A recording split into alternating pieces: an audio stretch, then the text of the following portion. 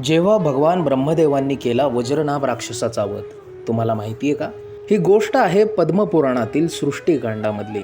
आपल्याला माहिती आहे की नेहमी आपण वाचत असतो, आपण गोष्टी देखील ऐकलेल्या असतात की राक्षसांचा वध एकतर भगवान शिव करतात किंवा विष्णू.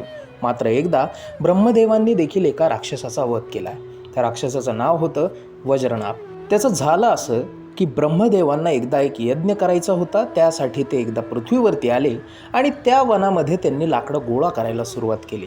त्यावेळी त्या वनात राहणाऱ्या सर्व वन्यजीवांनी ब्रह्मदेवांना विनंती केली की तुम्ही आमच्यासोबत या वनातच राहा आणि इथेच तुमचा यज्ञ संपन्न करा. त्यांची ती विनंती ऐकून ब्रह्मदेवांनी तिथेच राहून आपला यज्ञ सुरू केला.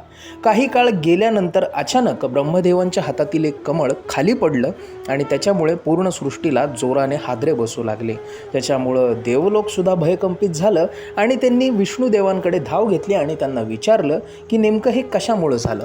तेव्हा विष्णुदेवांनी त्यांना सांगितलं की ब्रह्मदेव यज्ञ करत होते आणि त्यांच्या हातामधून कमळ खाली पडल्यामुळे सगळी सृष्टी हादरलेली आहे. त्यावेळी सर्व देवता ब्रह्मदेवांकडे गेले आणि त्यांनी त्याचा खुलासा मागितला, कारण फक्त कमळ पडल्यामुळे एवढे हादरे बसत नाही. तेव्हा ब्रह्मदेवांनी देवांना सांगितलं की हे जे काही मी केलेलं आहे ते सर्व देवांच्या आणि मानवांच्या भल्यासाठीच, सृष्टीच्या भल्यासाठी. कारण वज्रनाभ नावाचा एक राक्षस होता ज्याला पाताळ लोकातून ह्या यज्ञात विघ्न टाकायचं होतं आणि आणखी अनेक दुष्कृत्य करायची होती. मात्र त्याने या सगळ्या गोष्टी करायच्या आधीच मी माझं कमळ हे खाली त्याच्यावर पाडलं आणि त्यामुळे मी त्याचा वध केलेला आहे आणि त्यानंतर तुम्हाला सर्वांना या गोष्टीमुळे हादरे बसलेले आहेत. अर्थात ते कमळ जिथे पडलं तिथे कालांतराने एक तलाव देखील तयार झाला, जो पुष्कर तलाव म्हणून ओळखला जातो आणि जो आजही आपल्याला दर्शनासाठी उपलब्ध आहे.